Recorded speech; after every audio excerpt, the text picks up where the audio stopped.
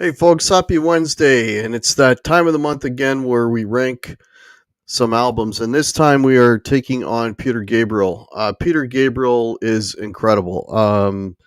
A lot of these records I have not listened to in over 20 years. And going back and revisiting this catalog was just great. I'm so excited about doing this show because he's one of those artists that just, never fails to impress and never fails to surprise. So to help me out in that endeavor of ranking the albums of Peter Gabriel, we have Mr. Martin Popoff and Mr. Pete Pardo. How are you gentlemen doing today? What's up, Excellent. Look forward to this. Yeah, man, me too, me too. Like I was saying earlier, I had listened to this stuff in ages, and then going back and listening to it, I guess with older, more mature ears, you really appreciate a lot more, than what you might have, or what I did, anyways, back in the day. And I mean, this guy is, in the true sense of the word, an artist. He's his music is like the soundscapes. It's like a canvas, and he's just like always experimenting and always trying different colors and different instrumentations and world music and the cutting edge technology and all of that. He just anything is possible on his stuff, which is really really cool, really really cool. So let me just go around and same question I always ask. Well, I guess everyone's first exposure to Peter Gabriel was Genesis, but Peter Gabriel solo, Martin, what when did you first latch on to his stuff? Yeah, interesting question. I know you always ask that question, and it would be different for a lot of artists, and you remember or you don't remember. But my first really, I guess, sure memory that I could say wouldn't apply to either the first or the second album. It would be Games Without Frontiers or Intruder or something like that on radio. Peter Gabriel, I think his album sales, I believe, were pretty good in Canada, right? Yes, Yeah, he did a lot kind of of radio better play. here than a lot of territories. So yeah, hearing those songs and how creepy and interesting and totally different they were, kind of really like made me think this guy was a genius, even though we were metalheads or whatever. But Yeah, at that time, hearing that stuff, so honestly, I can't even remember my earliest Genesis memories. And like I say, I think I had heard one and two, but it's really the three album. those he got a lot of airplay here, and yeah, he was really really big in Canada. He got promoted a lot here. Yeah, that's that. I remember hearing this stuff on the radio all the time back in the day. What about yourself, Peter? I mean, ditto. I mean, Games Without Frontiers was played on the local FM rock station here in Poughkeepsie a lot, and I remember being fascinated by that song. And then I would start hearing Salisbury Hill, right? Because that was actually came out before it. Right. And thinking, oh, same guy, right? And at the time, I was into Genesis a little bit, but I mainly started listening to Genesis with the Seconds Out album, which was post Gabriel. So I didn't like start backing up into the Gabriel era of Genesis till after I started hearing Peter Gabriel solo. So I got a little bit into the Gabriel era a little bit later. But yeah, um, those early tracks were played quite a bit on the radio. And then, a few years later, he, of course, broke huge, right? And he was all over the radio, a lot of different styles and things like that. But yeah, it was Games Without Frontiers, without question, that got me. I mean, I still love that song to this day. So good. Yeah, I mean, nothing sounded like that. No. Nothing sounded like that on the radio. Just say hello to a few people before we get started here. Quentin James, welcome. Vincent Leroy, how are you?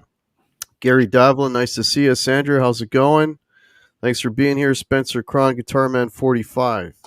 All right, let's dig in here. So we should mention that we're only doing his first 7 records. We're not doing the latter 2 records. We're just sticking with the original soundtrack recording as studio recording. So we're not doing the last 2 albums. So let's go around. We'll start with 7. We'll start with Martin, and then we'll go down to Pete, and then myself. So what's your number 7 pick, Martin? Well, I hope I picked the right ones because I basically have 7, but they're all the bona fide studio albums. So I don't have Birdie or Passion of Christ in mind. Yeah. Or all that later crap, right? All the reimaginings and the Yeah, covers and the the Symphonic, orchestra. no. Okay, so Okay. I've got the right ones, hopefully. So Yeah. so number 7, I'm going to go with Up. So this is the last one until hopefully this new one with all the songs from the new moon and all that. So basically I've got this here, and they're all pretty close. I mean, they're all good, but this album, I find it's just got such an army of players, and it's so produced, and the drums are like all these crazy sounds to come together to make these big drum sounds, and it's long. The songs are long, but yeah.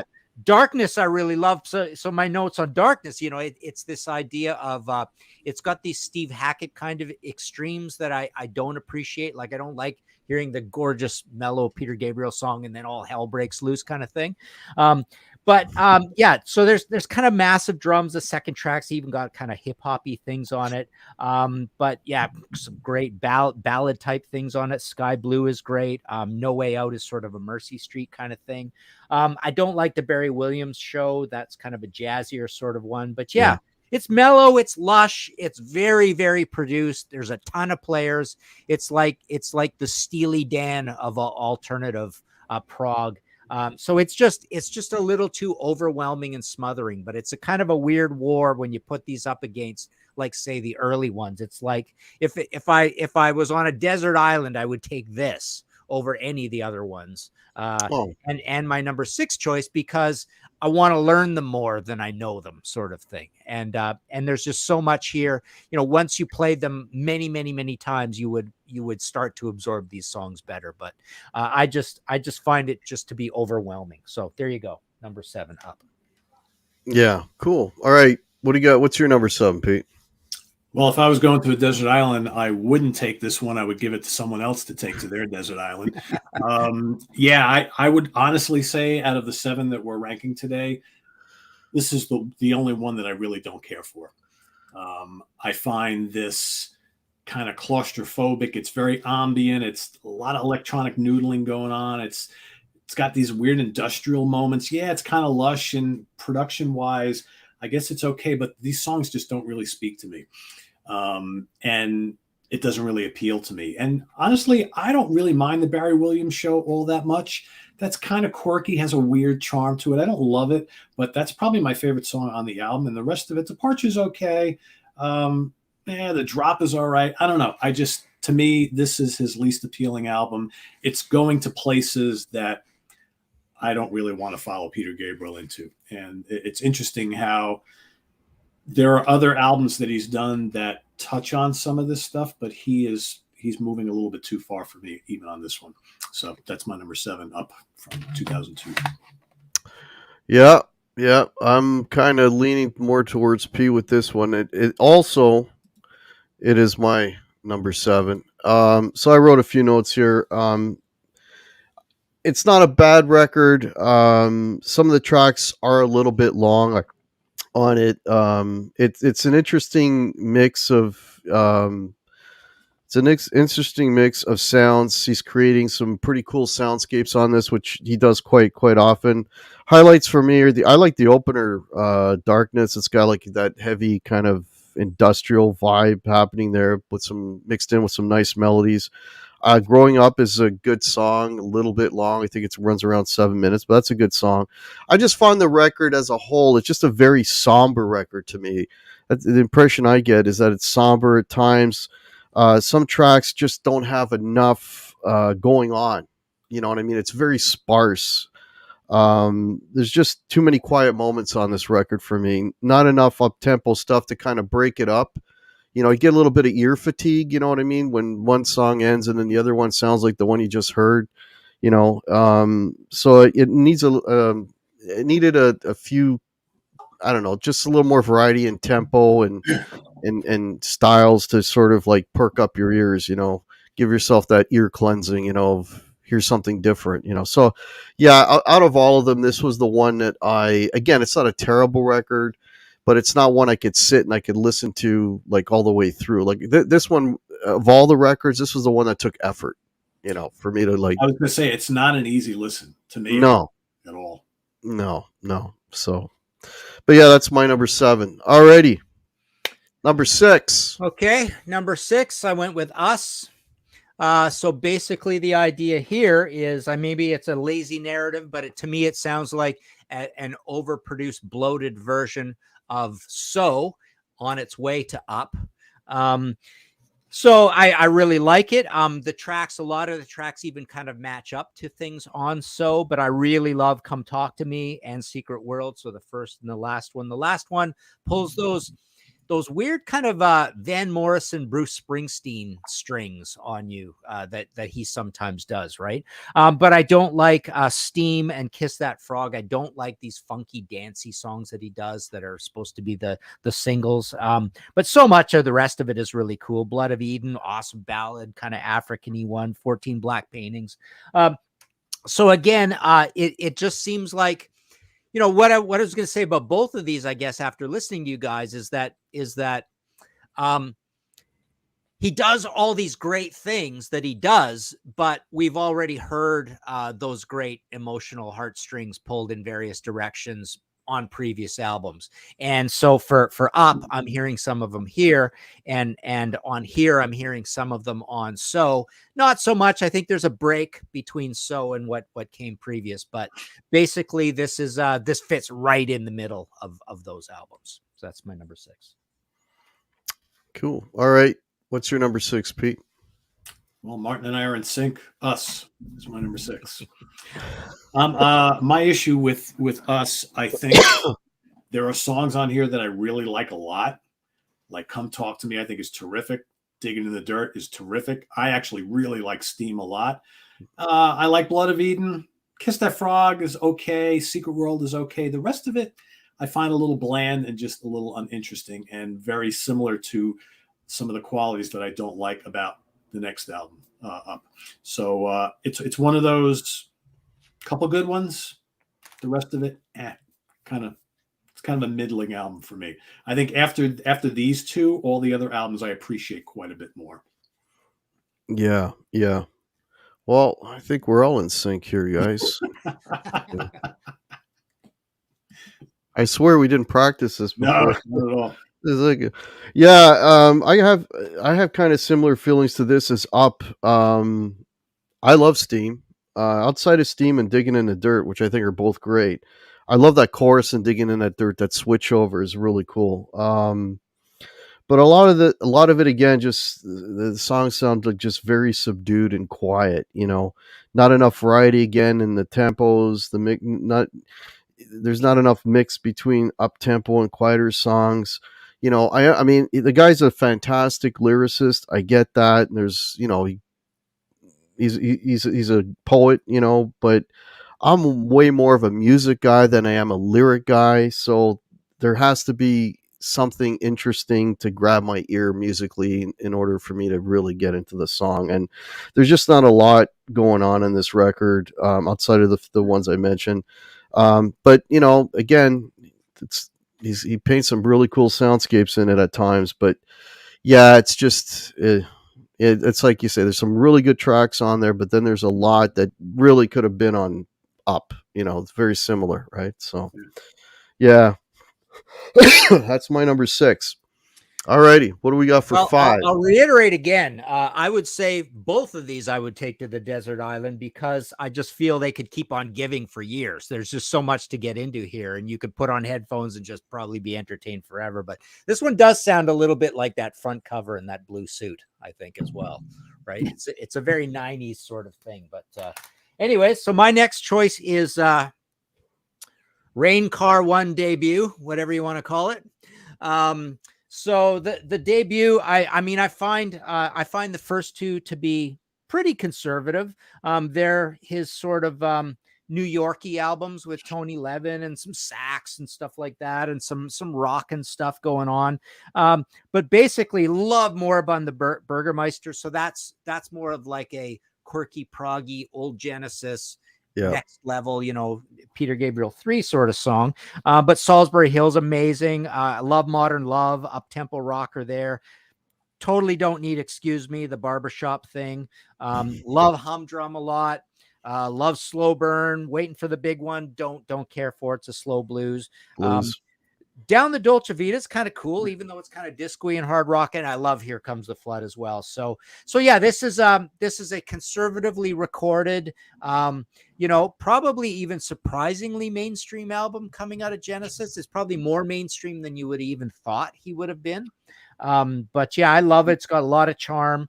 Yeah, it's just a funny thing. It's like, I know it so well, and it's obviously less layers of stuff on it, and it's shorter and stuff that I literally would take Us and Up to that desert island before this, but I like this more. I don't know if I said this, maybe I said this, but I would, even Us and Up, I would rate 7.5 or higher. Did I say that already?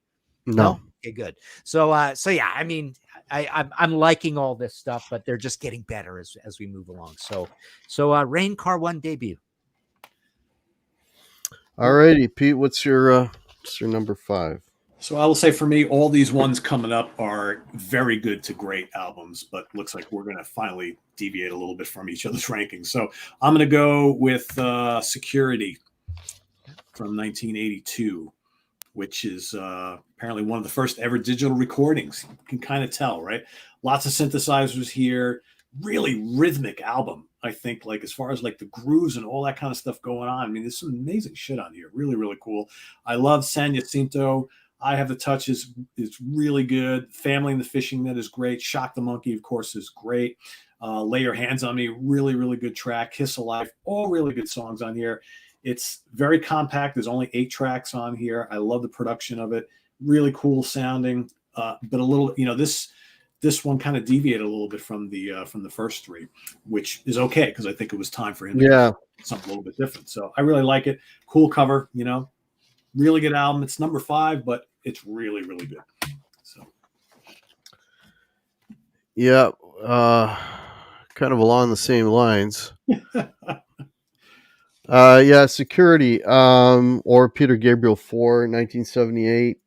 This houses one of my favorite Peter Gabriel songs. Shock the Monkey, of course, is on this.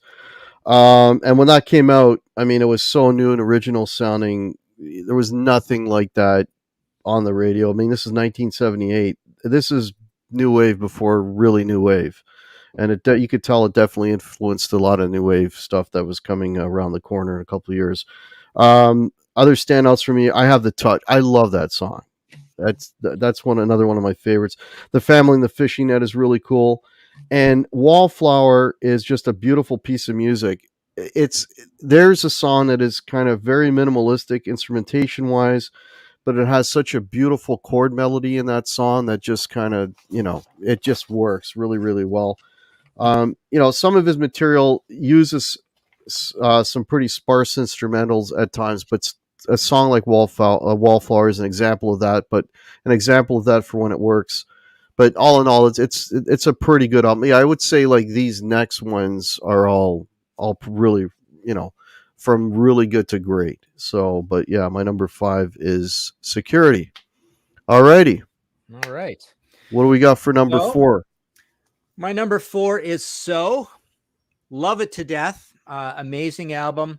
But philosophically speaking, I do put this together with Us and Up. I consider them almost a trilogy. They're kind of similar to me in terms of the product mix, I suppose. But yeah, do not like Sledgehammer at all. Do not like Big Time at all. Love everything else. Love Red Rain. So Red Rain is your Come Talk to Me. Very similar to a lot of these ones that have a little bit of that world music thing and a lot of rhythm in them. Love Don't Give Up. In Your Eyes is amazing. Everything on here. Mercy Street, possibly my favorite one on the whole album. So yeah, other than the 2 funky dancy ones, love everything else that's proggy and moody and really cool. That voice again, nice poppy melody, but again very rhythmic. And again, he's you don't see much of what he's wearing, but it just looks 80s, right? It's just exactly 1986. It's funny. Even the haircut, right? So so that's my number 4. Definitely a product of the time for sure. All right, what do we got for number 4, Pete? So I would agree. I think Red Rain is a fantastic song. To me, it's a top 3 or 4 Peter Gabriel song of all time. Absolutely amazing. I don't mind Sledgehammer and Big Time at all. I think they're kind of fun. In Your Eyes is a great pop song. I mean, Don't Give Up is so good. I love those haunting female backing vocals. I think they're just tremendous. You got a great deep track and that voice again. I think this is, if it wasn't for my top three, this could very well be his shining moment. It's great. I mean, so many great songs on here. This might be, if I was to introduce someone to the Peter Gabriel solo catalog who's never listened to him before, this may be where I would steer a newbie to Peter Gabriel. There's just so many good, appealing, accessible songs on here. So that's my number 4. Yeah, that album's kind of a dividing line if you think about it, right? Because Yeah. his earlier stuff sounds sort of one way, and then his later stuff kind of that's sort of like right down the middle. I would agree with Martin. I think this, you could kind of lump this one in with the other two. Yeah. I think there are better songs on this one. Oh, definitely. Yeah. Oh, yeah. Definitely. Yeah. Well, more on that. So is also my number 4. Yeah, I mean the big album with the big hits. A lot of really good tracks. This is also where Peter Gabriel started using more of the sort of the drum samples and those 80s sounds that were really popular at the time.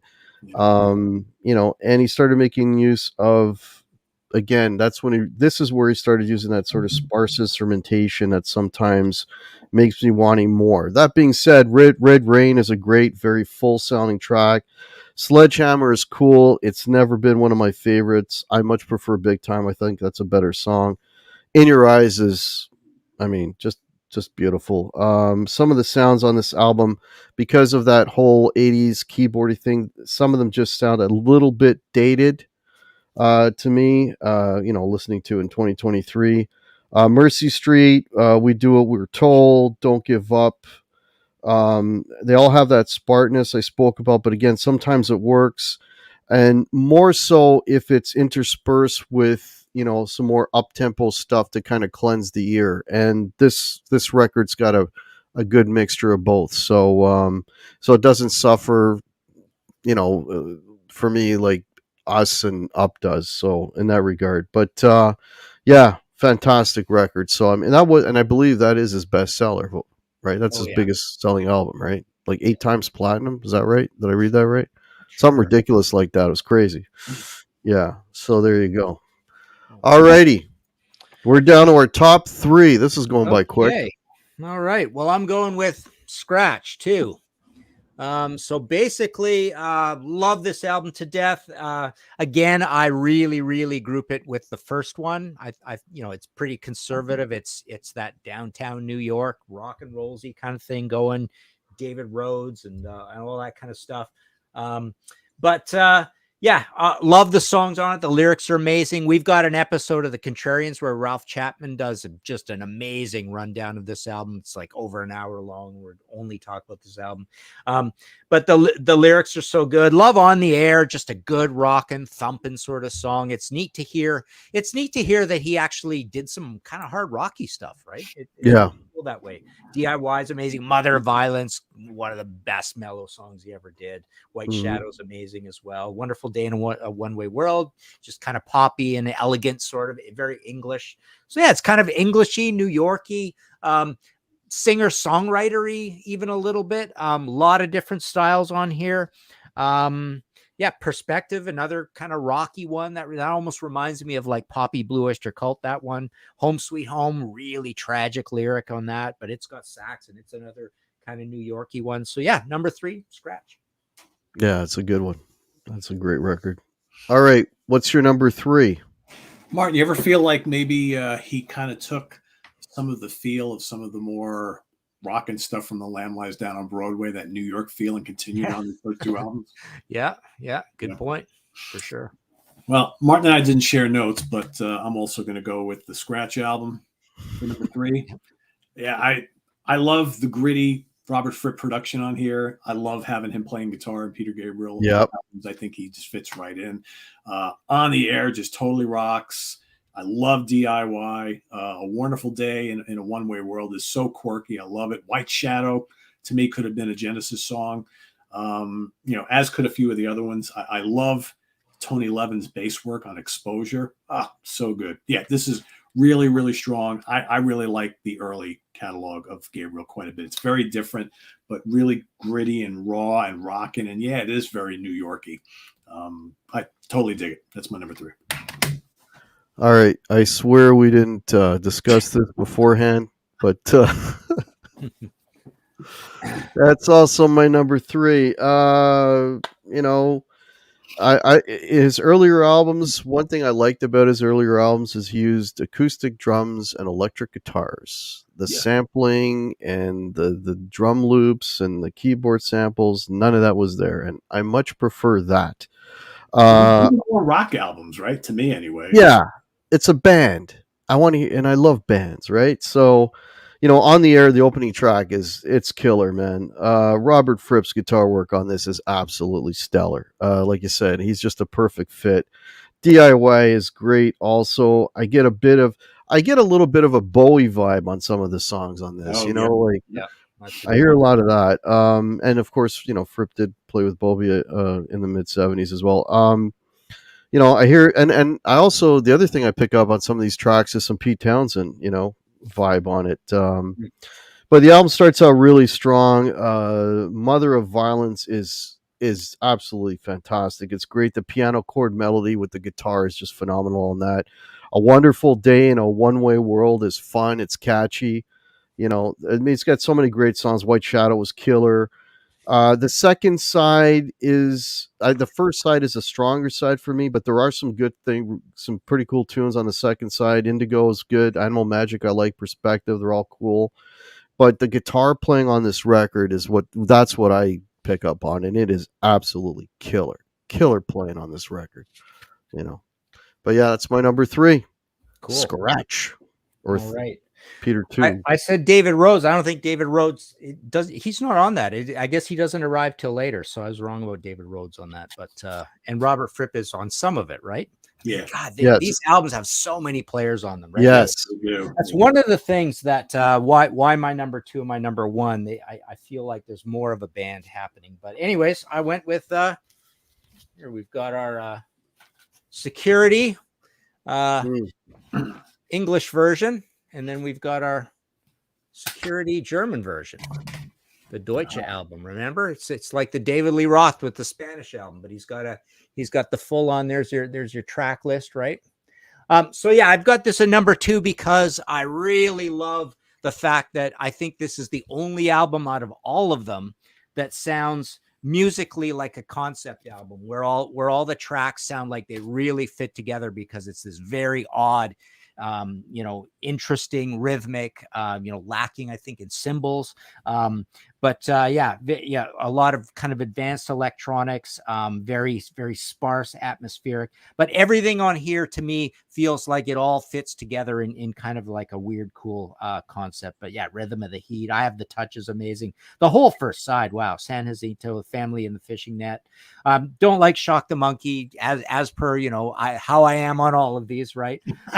Martin don't like the hits. don't like the hits. Well, don't like the dance hits, but I love In Your Eyes, and I love Don't Give Up and all that. But yeah, Lay Your Hands on Me is amazing, huge live experience. And yeah, so I saw this tour, first concert ever at Vancouver Place, BC Place Stadium, and this was the Tubes supporting Peter Gabriel, supporting David Bowie on Let's Dance, and it was like a religious experience as a concert, because he was at the absolute height of his powers, right?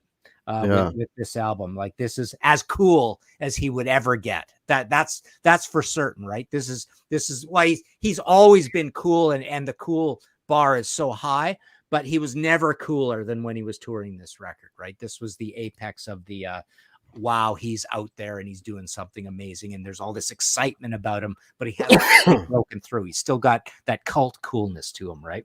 Yep. So there you go, number 2. Cool. All righty, number 2, Pete. Number 2, I'm going to go with Car from 1977, debut. I absolutely love the big boisterous prog of Moribund the Burgermeister. Yeah, maybe it's just me, but that song I think would have fit right on Trick of the Tailor, Wind and Wuthering by Genesis. Yeah. Yeah. Man, it's so funny when you listen to like the debut solo album of like Steve Hackett and the debut solo album of Peter Gabriel, and you think, couldn't these guys just all get along because they were all doing like similar type stuff, just Right. apart from each other? Just really, really weird. Salisbury Hill is a drop dead classic. I love the guitar work from Fripp throughout this album. He sounds great on Modern Love, which to me sounds like a David Bowie song from the same time period. Love it. Yeah. Hum Drum is so charming. A Slow Burn is another good rocker. I think Down the Dolce Vita is amazing. It rocks. And Here Comes the Flood is so emotional and so beautiful. I think this is a killer debut. I love the Weird album cover too. I like Bob Ezrin's production on it. It's really, really strong album. Would be my number one if it wasn't for my number one. So. All right. So I'm going to break from the script for this one. So I'm going to go with Melt. Melt. What can you say about Melt? Peter Gabriel 3.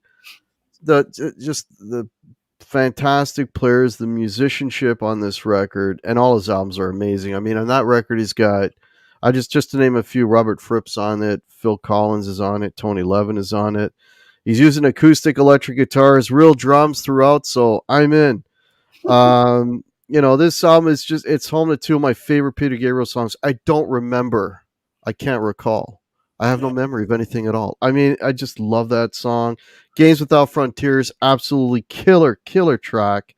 The bass work on this album really stands out to me. I mean, a lot of those songs are driven by the bass if you listen closely, and they're really cool. Cool tracks. Deeper cut highlights for me: No Self-Control, Family Snapshot. Family Snapshot starts off real kind of sparse, and then it just builds up beautifully. And Through the Wire, what a great pop rocker that song is. I love that song, man. Not One of Us, cool track. I like the sound of the guitars. They're very compressed.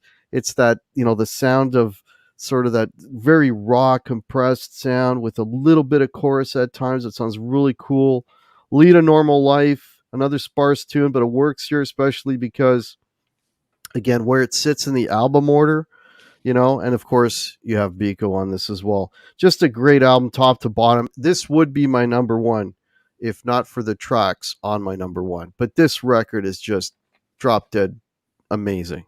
Just fantastic record, man. Alrighty. Okay. Number one time. My number one is Face Melt.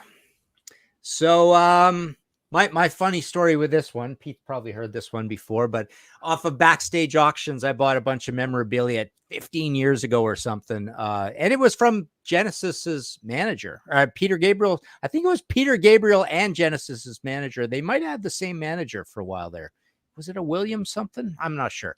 Anyways, Jacques Van Gool over there, like he does these deals with the actual people involved and gets a whole bunch of their stuff. Anyway, so I have a poster of this that is in 4 pieces, and I think each panel to make up that album cover is 4 feet by 8 feet. So I think it's 128 square foot poster of that album cover, and it's just folded up, and it's just, yeah. It would look good on some rich person's massive wall who's a big Peter Gabriel fan, right? Yeah. On next to their tennis court or something, on the side of their basketball court, right? Yeah. Anyways, so yeah, this album, love it to death. It's absolutely one of my favorite albums of all time. The production is just so pioneering on it. You've got Phil Collins and Robert Fripp and all sorts of famous people. David Rhodes is on this, and your Jerry Marotta, Tony Levin stuff. The songs, it starts off with Intruder with that creaking sound and just those amazing dissonant sounds. The rhythms are all crazy weird. When Pete and I did a top prog albums of all time show, I'm sure I must have had this high because I think it is a prog album. I mean, I don't think you can get much more progressive than Peter Gabriel on this and on Security. And every song's amazing. Yeah, Games Without Frontiers is probably my favorite Peter Gabriel song ever. Biko's amazing. Not One of Us is so cool. I Don't Remember. No Self-Control is also kind of creepy, and Through the Wire, as you mentioned, it's a little bit of a throwback to the rockiness of the first two. But so yeah, I just feel it's the perfect Well, it's not even really a cusp album with the first two. I think it's just so radically different from the first two. And, I align it creatively, fiercely, creatively, intensely with Security. But to me, Security is even another whole step beyond this. This feels like songs that are at least in different styles, even though it seems like the language across them, or at least the thought process in having everything being so pioneering is there, but it still has individual songs like the first two. Whereas I think Security just feels like, I say, just a brick, just an amazing genius brick of a concept album. But yeah, I'm going to put this number one. All right, Peter. If looks could kill, they probably will. Yes. How many people, when you first heard Games of That Frontier, thought Kate Bush was saying she's so frontier for like 20 years? I thought that's what yeah. I'm like, oh, that's not what she's saying. Whatever. That doesn't matter. Yeah, I mean, this is the first solo album I heard in full. I love it. I will agree with everything Martin said. There's just amazing songs on here, and Through the Wire is terrific. No Self-Control, Intruder, I Don't Remember. It's funny. I had a roommate in college, my first year in college, who was a huge Peter Gabriel fan, and he used to do this. He used to drive me nuts with this. He would sit and smoke pot like all night long, and like 3:00 in the morning, he would put this album on, and he would play Biko at like highest volume possible.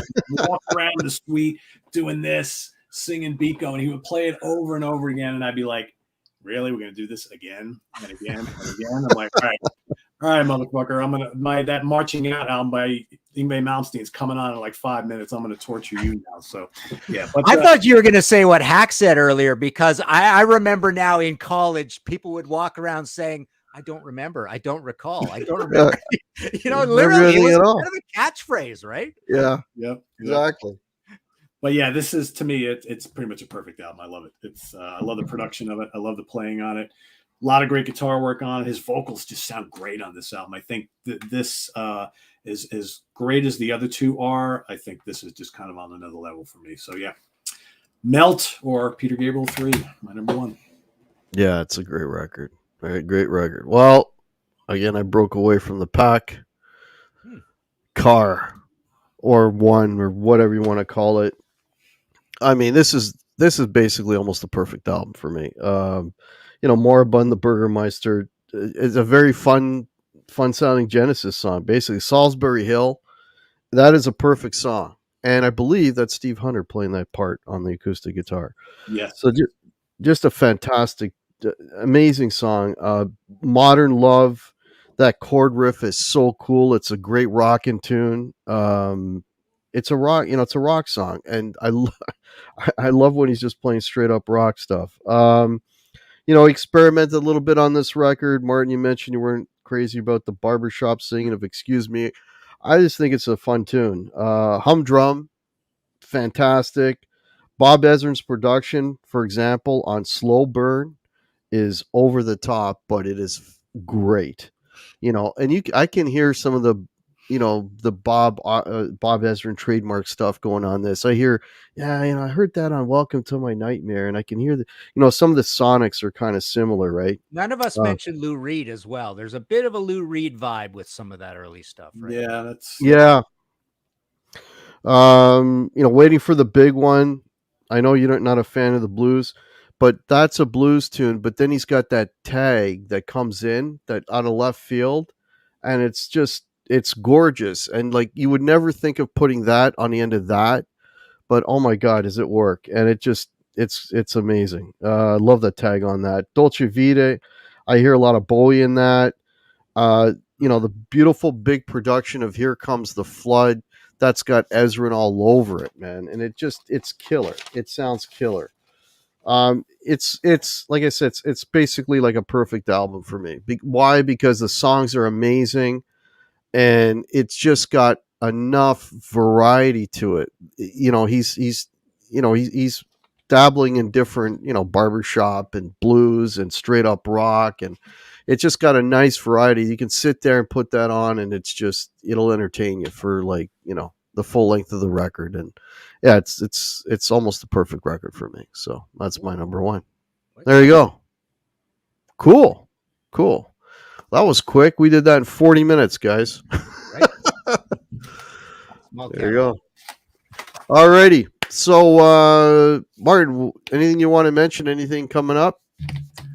Not particular. Well, okay. So yeah, I just posted my 200th episode of the podcast, History in 5 Songs with Martin Popoff. So I did a long one about sort of my roots, getting into all this music, and I just got shipments in of the Pink Floyd book is back in print. And I just got the Yes visual biography from the UK, the Blue Oyster Cult visual biography, which I've been out of for ages, and a few more of the Alice Cooper and stuff. So yeah, the books are all at martinpopoff.com, but pretty much everything is in stock again, after being out of print or out of stock. Cool. And the link to Martin's website is below. What about yourself, Pete? What's going on Sea Tranquility? So we got Martin and I will be doing a show on Friday all about album length. So talking specifically about albums that are too long and why too long is too long, and how, maybe a shorter album is more concise and more pleasurable to the ears, that whole thing. So that's coming up on Friday. And then on Sunday, Chris Allo and I will be ranking the albums of Danzig. So that's coming up over the next couple of days. Nice. Cool. So I just want to mention, folks, if you're new to the channel, please consider liking and subscribing. That would be much appreciated. The three of us gentlemen do this once a month. We have a playlist of album reviews now, almost 2 years worth. So there's a lot of content there. I also have some original music, which feel free to go and listen to that. There's a playlist of that. If you want to help support the channel, there's links below to mugs, t-shirts, hoodies, all that kind of good stuff. There's a PayPal down there as well. That would be much appreciated. Martin's got his Guitar Hack mug, which is very cool. And I'll let everybody know. We don't usually decide this quick, but I'll let everybody know a month from now we're going to be talking about Budgie. This is and I've been having a blast going through this catalog. I love this. If you haven't listened to Budgie, go listen to Budgie. If you're like heavy rock, listen to Budgie. It won't steer We'll you have wrong. our hammer and tongs out. It'll be In for the Kill. It'll be a crash course in brain surgery. There you go. That's right. And if you like bread, if you're a bread fan, that was bad. All right. So yeah, so check that show out. Make sure you never turn your back on a friend. That's right. Absolutely. So check out that show next month. That'll be a lot of fun. Guys, hang on for a minute. I want to thank everybody for watching. Everyone, and have a good rest of your week and have a great month, and we'll see you in May. All right, cheers everybody, take care.